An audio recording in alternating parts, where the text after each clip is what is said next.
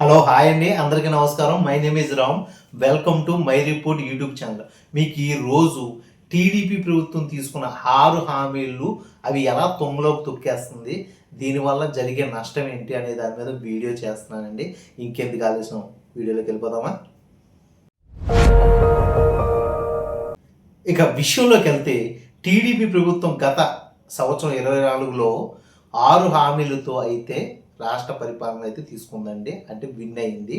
ఆ 6 హామీలు ఏంటి అంటే, ఒకటి దాంట్లో free bus and gas cylinders, అలాగే వృద్ధాప్య పెన్షన్స్, ఇలా 6 హామీలతో అయితే వచ్చేసింది. అలాగే ఆరోగ్యశ్రీ కూడా ఆ హామీలో ఉంది.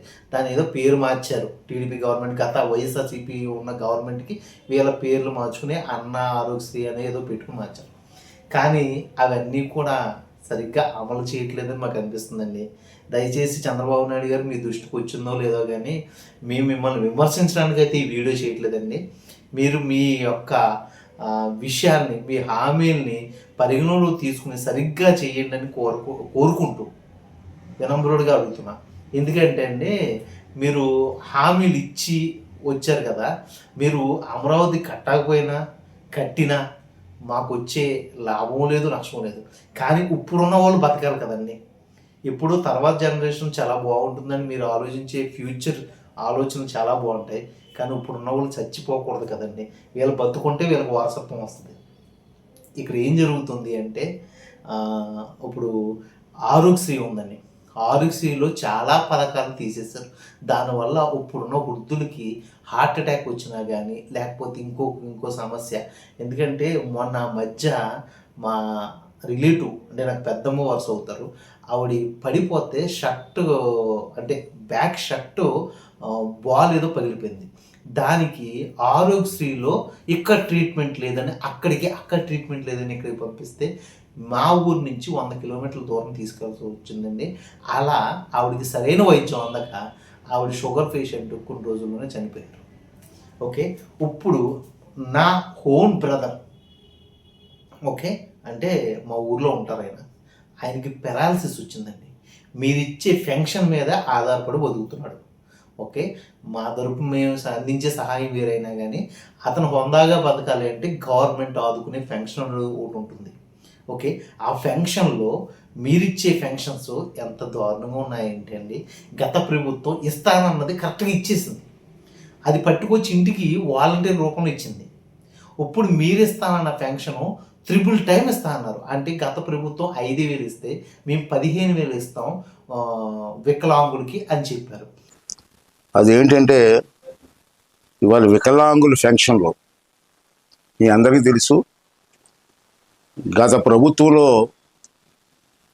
దొంగ సర్టిఫికెట్లు పెట్టుకొని డాక్టర్స్ని మేనేజ్ చేసి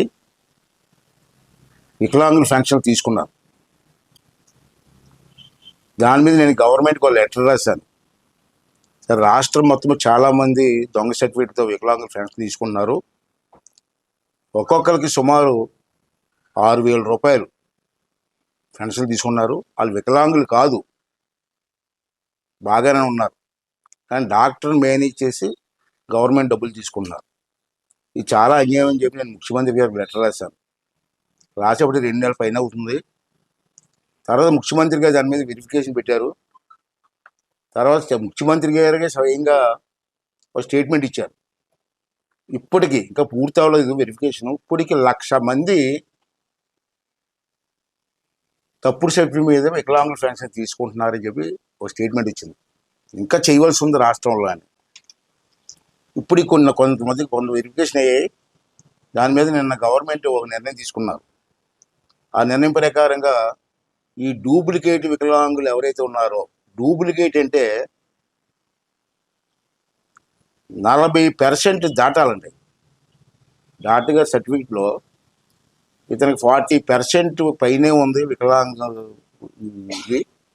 అని సర్టిఫికెట్ ఇస్తే పెన్షన్గా అర్హులు అవుతారు. కానీ ఇక్కడ మేము చేసిన వెరిఫికేషన్లో, గవర్నమెంట్ చేసిన వెరిఫికేషన్లో 40% తక్కువ ఉన్న వాళ్ళు కూడా డబ్బులు తీసుకున్నారు. ఇదంతా కూడా వైఎస్ఆర్సీపీ వాళ్ళు దొంగ రకంగా రాయించుకున్న ఫెన్షన్స్ అని చెప్తున్నారండి. 6 కోట్ల మంది జనాల్లో 4 లక్షల మంది వికలాంగులు ఉంటే అందులో 1,00,000 మంది ఫేక్ అని మీరు చెప్తున్నారండి. దీని మీద మీరు రిపోర్ట్ తయారు చేసుకుని పూర్తిగా దాంట్లో దర్యాప్తు చేస్తే మాకు తెలిసింది ఏంటంటే, డాక్టర్స్కి మీరు టార్గెట్ ఇచ్చి ప్రతి ఊరికి వెళ్ళి పెన్షన్ ఎవరికైతే ఉందో అది ఎంతవరకు కట్ చేయాలి అనే దాని మీద ఒక టార్గెట్ ఇచ్చారనేసి తెలిసి ఆ డాక్టర్ బ్లడ్ టెస్ట్ చేసి బ్లడ్ టెస్ట్లో ఇతనికి వికలాంగతనం 80% లేదు, జస్ట్ 40% ఉంది, కానీ ఇతను 80% రాయించుకుని 15,000 తీసేసుకుంటున్నాడు అని మీరు ఒక రిపోర్ట్ అయితే తిప్పించుకుంటున్నారు.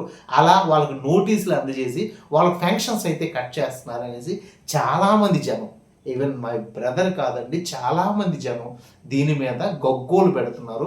ఇది మీ గవర్నమెంట్ దృష్టికి వచ్చిందో లేదో తెలియదు, కానీ అయ్యా పవన్ కళ్యాణ్ గారు, అయ్యా చంద్రబాబు నాయుడు గారు, రేపొద్దున ఇదే సమస్య ఇంకా పెద్దదయ్యి తీవ్రతమయ్యి ఇటువంటి పేదలందరూ కూడా మీకు వ్యతిరేకం అవ్వడానికి ఆస్కారం ఉంది. ఇటువంటి వాళ్ళే మళ్ళీ జగన్ గారిని రప్పించుకుంటారు. ఇది మీకు అర్థమవుతుందా? ఓకే, పెన్షన్స్ కట్ చేయడం మీకు 1 ఇయర్ తర్వాతే అర్థమైందా? అంటే 1 ఇయర్ ముందు మీరు అనుకున్న టార్గెట్ రీచ్ అవ్వలేకపోయారా, లేకపోతే మీకు వీళ్ళు ఎవరో కూడా కనిపించలేదా?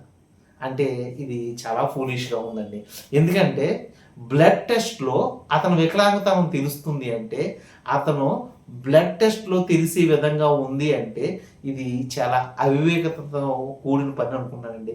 ఒక మనిషి బెడ్ మీద పడిపోయిన వాడికి 6 లీటర్ల బ్లడ్ బాడీలో ట్రావెల్ అవుతుంది. దాంట్లో పర్సంటేజ్ మీకు ఎలా తెలుస్తుందో నాకు అర్థం కావట్లేదు. ఆ వ్యక్తి కాలు చెయ్యి కదపలేని వాడు బెడ్ మీద పడుకుంటాడు, మహా అయితే బాత్రూమ్కి సింగిల్గా నడిచి వెళ్ళగలుగుతాడు. అలా కూడా నడిచి వెళ్ళలేని వ్యక్తి చాలామంది ఉన్నారు. వాళ్ళందరికీ ఇప్పుడు పెన్షన్స్ కట్ చేస్తూ ఇదంతా కూడా వైఎస్ఆర్సీపీ పెట్టిన ఫేక్ పెన్షన్స్ అని మీరు ఏ విధంగా సమర్థించుకుంటున్నారు అనేసి ఆనరబుల్ స్పీకర్ గారిని, అలాగే వైద్య శాఖ మంత్రి పార్థసారథి గారిని వినమ్రుడిగా అడుగుతున్నానండి. దీన్ని ఏదో హార్ష్గానో లేకపోతే కోపంగానో కాదు. దయచేసి ఇటువంటి పారదర్శక లోపాలు ఏదైతే ఉన్నాయో అవి సవరించుకోవాలని కోరుకుంటూ, ఇలాంటి లోపాలని మళ్ళీ సరిదిద్దుకుని ఇంకోసారి జరగకుండా మీ గవర్నమెంటే పర్మనెంట్గా ఉంటూ పేద ప్రజలకి అండ్ అందరికీ సమన్వయ న్యాయం చేయాలని కోరుకుంటూ జై హింద్. నా వీడియో కనుక మీకు నచ్చినట్లయితే ప్రేక్షకులు please like, share and subscribe అండి. జై హింద్.